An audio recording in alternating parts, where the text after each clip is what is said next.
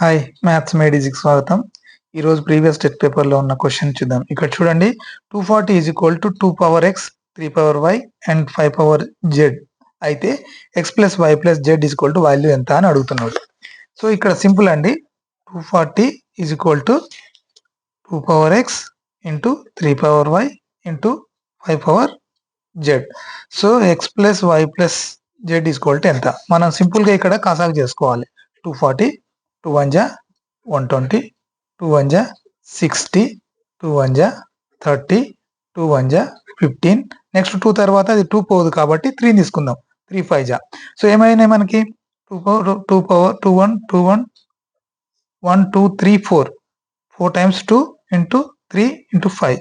So 2 power 4 into 3 power 1 into 5 power 1. So 4 plus 1 plus 1 ఈ పవర్లు మంది X ఇది XYZ